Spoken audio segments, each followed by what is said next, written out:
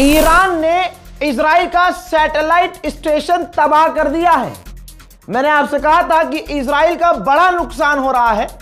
Israel छुपा रहा है, अपने पत्रकारों तक को गिरफ्तार कर रहा है जो अगर कोई वीडियो दिखा रहा है तो। लेकिन यह एक रैंडम वीडियो है, किसी से गलती से बन गया और लीक हो गया, जिससे यह पता चला है कि यह तस्वीर देख लीजिए, ये देखिए, यह सैटेलाइट स्टेशन है, इजराइल का सैटेलाइट स्टेशन है जो ईरान ने हमले में तबाह कर दिया है। यही तो वजह है कि अमेरिका इजराइल बौखला रहे हैं, पूरी ताकत से हमला कर रहे हैं, लेकिन ईरान फिर भी लड़कर जो पलटवार कर रहा है तो इनका यह हाल हो रहा है। हाएला वैली नाम की यह जगह है इजराइल में, जहां पर इजराइल का सैटेलाइट पूरा सेटअप था। इजराइल के उस सेटअप को ईरान ने उड़ा दिया है। ऑस्ट्रेलिया में अभी कुछ दिन पहले मैच हुआ था, फुटबॉल मैच, ईरान की महिला खिलाड़ियों का मैच था। उस वक्त ईरान में प्रदर्शन पीक पर थे और इनको गलतफहमी थी कि भैया रिजीम गिर जाएगी। ईरान की खासकर वो लड़कियां जो अपने स्तन दिखाना चाहती हैं और यूरोपियन और यहाँ की लड़कियों के जैसे चड्डी में अपने चूतड़ वूतड़ सब दिखा के सो कॉल्ड मॉडल बनना चाहती हैं, जो नंगी रहना चाहती हैं, उन्हें हिजाब पसंद नहीं आ रहा था। तो भाई ऐसे में जो मैच हो रहा था ऑस्ट्रेलिया में, तो जो ईरान की महिला खिलाड़ियां थीं, मैच के दौरान शुरुआत में जब राष्ट्रगान हुआ तो भाई उन्होंने अपने देश का तराना गुनगुनाया ही नहीं, और यहाँ तक कि कोच भी मुस्कुरा रही थी। इससे साफ नज़र आ रहा था कि ये देश से गद्दारी कर रही हैं। अब भारत का हिंदू समाज और उसका दोगलापन यहाँ पकड़ लीजिएगा आप आराम से, कि अगर भारत में कोई राष्ट्रगान गाने से इनकार कर दे, यहाँ तक कि फिल्म देखी जाती है तो पहले राष्ट्रगान चलाया जाता है, अगर कोई राष्ट्रगान पर खड़ा ना हुआ तो उसको गद्दार कह दिया जाता है। हमारे देश की नीति है भाई, ये बिल्कुल जेन्युइन है, सही है। यही चीज़ वहाँ हो रही है। ये लड़कियाँ राष्ट्रगान गाने से इनकार कर देती हैं। तराना ईरान का बज रहा था, लेकिन इन्होंने राष्ट्रगान गाने से इनकार कर दिया, नहीं गाया। अब इनका ये वीडियो इंटरनेशनल मीडिया में वायरल हुआ। ईरान के अंदर प्रदर्शन शुरू हो गया कि भाई हमारे मुल्क में तो गद्दारी हो ही रही है, ये बाहर जाकर भी ये हाल मचा रही हैं, इससे और बेइज्जती हो रही है, इंटरनेशनल लेवल पर बेइज्जती हो रही है। ईरान ने कहा कि हम कार्रवाई करेंगे। अब अमेरिका ने ऑस्ट्रेलिया के प्रधानमंत्री से बात की, ट्रंप ने फिर ट्वीट किया, ये देखो, ट्रूथ पर पोस्ट किया, ट्वीट पर ट्वीट किया, उठा के कहा कि वो खिलाड़ियां, उनको डर था कि ईरान उन्हें मार देगा, इस वजह से हमने बात की है ऑस्ट्रेलिया के प्रधानमंत्री से। ऑस्ट्रेलिया की गवर्नमेंट उन सभी महिला खिलाड़ियों को असाइलम, पॉलिटिकल असाइलम दे रही है, पनाह दे रही है, उन्हें कहीं जाने की ज़रूरत नहीं है, उनको वहाँ पनाह दी जाएगी, ठीक। और कहा कि मेरी उनसे बात हुई है, वो डर में है, कुछ लड़कियाँ वापस ईरान अपने परिवार के पास जाना चाहती हैं क्योंकि अब उनका परिवार भी खतरे में है। तो देखिए दोस्तों, गद्दारी का नतीजा है। लेकिन अगर आप अमेरिका को खुश करने के लिए गद्दारी करें तो अमेरिका आपको दुनिया में कहीं भी जगह दिलवा देता है। लेकिन मेरे दोस्तों याद रखिएगा, ऑस्ट्रेलिया में अगर इनको पनाह मिल भी रही है तो ऑस्ट्रेलिया इनका मुल्क नहीं है। सरकार बदलेगी, सब कुछ चेंज होगा और चूतड़ों पे इनके लात मारी जाएगी। अपना वतन अपना होता है। इस रिपोर्ट को शेयर कर दीजिएगा, भर भर कर इंफॉर्मेशन दे रहा हूं, बहुत बड़ी बड़ी इंफॉर्मेशन। ब्रेकिंग न्यूज़ एक और दूं आपको, डोनाल्ड ट्रंप एकदम परेशान हो चुका है। ईरान के अधिकारियों ने बताया है और ऑफिशियली जानकारी दी है कि डोनाल्ड ट्रंप अब अड़ोस पड़ोस के देशों से कह रहा है कि ईरान से बात करो। ईरान से कांटेक्ट करने की, हमारे आला अधिकारियों से कांटेक्ट करने की कोशिश ट्रंप कर रहा है, लेकिन हम उनसे बात नहीं कर रहे हैं। और अब डोनाल्ड ट्रंप पड़ोसी देशों से कह रहा है कि ईरान से बातचीत करो। दोस्तों, दो तरह की बातें हैं। देखिए, ईरान ने स्टेशन तबाह किया है, जो मैंने आपको वीडियो दिखाया था, देख लीजिए दोबारा, इजराइल के अंदर। देखिए, तबाह तो हुआ है, एक बात कंफर्म है, इजराइल का सैटेलाइट स्टेशन तबाह हुआ है, ये कंफर्म है। लेकिन अभी अभी मेरे पास खबर आ रही है कि हो सकता है ये हिजबुल्लाह ने किया हो। अब ये हो सकता है हिजबुल्लाह ने किया हो या ईरान ने किया हो। मेन मुद्दे की बात यह है कि इजराइल का सैटेलाइट स्टेशन तबाह हुआ है। फ्रांस के राष्ट्रपति इमैनुअल मैक्रोन ने कहा कि मेरा मानना है ये जंग अभी कुछ हफ्ते और चलेगी। मेरा मानना ये भी है कि सिर्फ बमबारी कर देने से कहीं की रिजीम चेंज नहीं हो सकती। Nous nous mettons en situation de pouvoir durer et je pense que rien n'indique que cette guerre cessera dans les jours à venir. Et donc cette guerre, je pense, durera à coup sûr dans cette phase intense, en tout cas plusieurs jours, peut-être plusieurs semaines. Et tout dépend aussi de la clarification que les uns et les autres font sur leur objectif final et au fond ce qu'on appelle l'effet final recherché. Germany का chancellor, क्योंकि सबसे ज्यादा नंगापन Germany में है, तो Germany के chancellor ने इसको पहचान लो और बल्कि ईरान से कहूंगा कि जमीर को जिंदा रखो और इस जर्मनी का इलाज बांधो।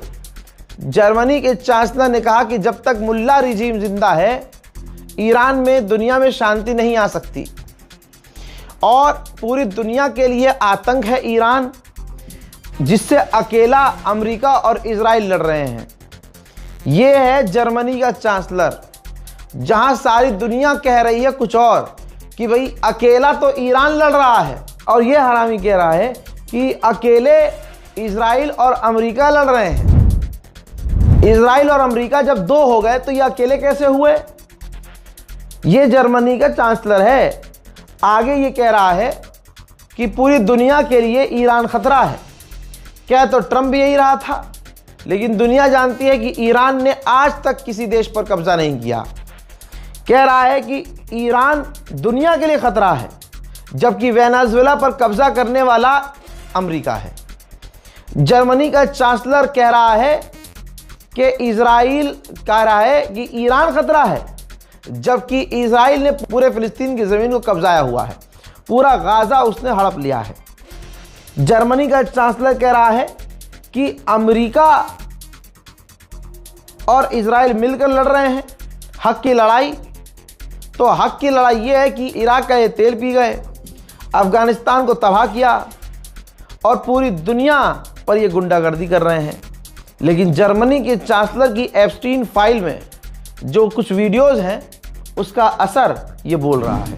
मामला इतना गड़बड़ा गया है कि अब क्योंकि सऊदी में या किसी और अरब देश में इतनी हिम्मत नहीं है कि अब जब ईरान इतना पीट चुका है तो हिम्मत ये दिखाएं, और बल्कि जब अमेरिका और इजराइल पिट रहे हो तो अरब हिम्मत कर सकते हैं ईरान पर हमला करने की। तो अमेरिकी सेनेटर बुरी तरह से भड़का है। उसने कहा है कि हमें सऊदी अरब से अपने रिलेशन के बारे में ठीक से सोचना होगा कि इनसे रिश्ते हमें रखने हैं कि नहीं, क्योंकि सऊदी अरब लगातार मना कर रहा है हमारी इस जंग को ज्वाइन करने से, बल्कि सऊदी अरब हमारे साथ मिलकर इस ऑपरेशन को पूरा करना नहीं चाहता। तो दोस्तों, अमेरिका बुरी तरह से भड़का हुआ है और अमेरिका और इजराइल की ही कोशिश है कि ईरान के खिलाफ अरब जंग में उतर जाए। ईरान के ऑफिशियल ने यह तक कह दिया कि अमेरिका इजराइल नहीं समझ पा रहे हैं कि उनकी स्ट्रेटजी हमारे खिलाफ काम नहीं कर पाएगी और हम लंबी जंग के लिए तैयार हैं। डोनाल्ड ट्रंप ने कहा है कि यह बहुत जल्दी होगी अगर हम ईरान के तेल को सीज करने की बात करें। हज़रात याद रखिएगा, ट्रंप और इजराइल के किसी बयान पर भरोसा मत कीजिएगा। मिसाइल चाहे तुर्की पर हिजबुल्लाह ने दागी हो या ईरान ने, खबर कंफर्म है कि तुर्की के अंदर जो तुर्की गवर्नमेंट है उसने ईरान के एम्बेसडर को समन कर लिया है। वहीं में दोस्तों, भारत की मोदी 56 इंच की सरकार ने फादरलैंड से परमिशन ली। परमिशन जो है डोलैंड ने दे दी। डोलैंड का परमिशन लेने के बाद अब यही भारत सरकार 6 मिलियन बैरल रूसी तेल रूस से खरीद रहे हैं और ये 30 दिन की भीख मोदी को डोनाल्ड ट्रंप ने दी है, जिस भीख पर तमाम भारत के गानाचट्टे गोबरखोर खुश हैं। उधर ईरान ने बड़ी धमकी दी कि अगर हमारे पड़ोसी देशों ने, अरबों ने अमेरिका को नहीं रोका तो हम कुछ ऐसा कर देंगे कि तेल $200 पर बैरल पहुंच जाएगा। ईरान के विदेश मंत्री ने कहा कि हम आम अमरीकियों को निशाना नहीं बनाते, बट अमेरिका की गवर्नमेंट हमें नुकसान पहुंचा रही है, नुकसान पहुंचाना चाह रही है। अमेरिका के टैक्स पेयर का पैसा इस जंग में फूंक रही है और देश बर्बाद कर रही है। हजरात सोचिए, बहरीन और ये अरब देश तुम्हारे लिए कितने खतरनाक हैं, सच बोलने वालों के लिए कितने खतरनाक है। ऐसे थोड़ी इनकी अब तक बादशाहत टिकी हुई है। मेरे दोस्तों, बहरीन की प्रोसिक्यूटर कमेटी चाहती है जिन लोगों ने ईरान के हमलों का वीडियो बनाया और जो हमारे यहाँ तबाही मची उसका वीडियो, फोटो और इंफॉर्मेशन शेयर किया, फेसबुक पर डाला, इंस्टाग्राम पर पोस्ट किया या ट्वीट किया, ऐसे अपने देश के गद्दारों को सीधा फांसी दी जाए। तो गल्फ में अगर पैसा कमाने गए हो तो पत्रकार बनने की कोशिश, यूट्यूबर बनने की कोशिश मत करना, निपटा दिए जाओगे। जिसका खून खराब हो वो कभी हक बात कैसे कर सकता है। सीरिया के राष्ट्रपति पूर्व ISIS आतंकी ने ईरान के हमलों की जो सऊदी पर किए और दूसरे अरब देशों पर किए उसकी निंदा की और कहा कि हम हिजबुल्लाह से लड़ने को तैयार हैं और लेबनान में जो हिजबुल्लाह कर रहा है हम उसके खिलाफ हैं। हालत बड़ी ख़राब हो गई है ट्रंप की। ट्रंप G7 के आगे झुकने वाला है। G7 देशों से बात करके उनसे कहने वाला है कि आपके जो ऑयल रिजर्व हैं आप उन्हें खोल दीजिए ताकि तेल के दाम ऊपर ना जाएं। लेकिन ईरान पहले ही कह चुका है कि आएगा, कुछ वक्त के लिए नीचे आएगा, लेकिन फिर ये ग्राफ ऊपर जाएगा और तेल के दाम आसमान छुएंगे। अमेरिका ने जो जंग शुरू की है, जिस वजह से गाजा की जो मीटिंग चल रही थी, जो पीस कीपिंग मीटिंग चल रही थी, पीस को लाने के लिए कई देशों की मीटिंग चल रही थी जिसमें लीड कर रहा था अमेरिका, ये मीटिंग पोस्टपोन हो चुकी है। लोग गाजा और फिलिस्तीन को भूल चुके हैं। तुर्की के राष्ट्रपति रजब तैयब एर्दोगान ने कुछ तो पता लगाया है कि ऐसा बयान दिया है। उन्होंने कहा कि अमेरिका और इजराइल एक जाल है, इनके जाल पर भरोसा नहीं करना चाहिए। इजराइल पर तो बिल्कुल भरोसा नहीं करना चाहिए। हमारे ईरान से रिश्ते खतरे में हैं, लेकिन ये बात क्लियर है कि इजराइल दो भाइयों को लड़वाना चाह रहा है। ये तुर्की के राष्ट्रपति रजब तैयब एर्दोगान ने कहा है।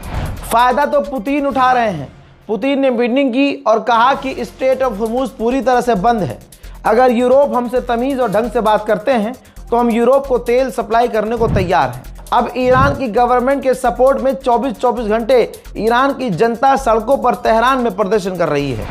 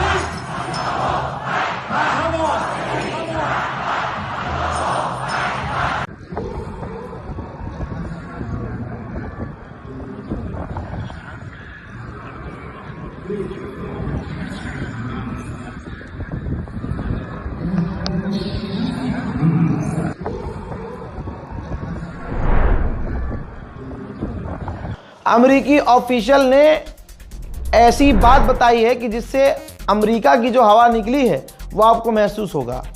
अमेरिकी ऑफिशियल ने कहा है कि ईरान ने एक्टिव कर दिया है विदेशों में अपने स्लीपर सेल्स, जिसकी वजह से अब अमेरिकी लोगों को, इजरायली लोगों को खतरा बढ़ गया है। रजब तैयब एर्दोगान ने कहा कि 10 दिन इस जंग को हो चुके हैं, 1,500 से ज़्यादा ईरान में मौतें हो चुकी हैं, 10,000 लोग घायल हैं और 300 बच्चे मारे जा चुके हैं। इजराइल की असलियत है और ज़बरदस्ती ईरान पर हमला किया गया है। हज़रात मोहतरम, फ़िलहाल के अपडेट में इतना ही। इस रिपोर्ट को शेयर कीजिए, इंतज़ार कीजिए मेरे अगले अपडेट का। तब तक के लिए जय हिंद।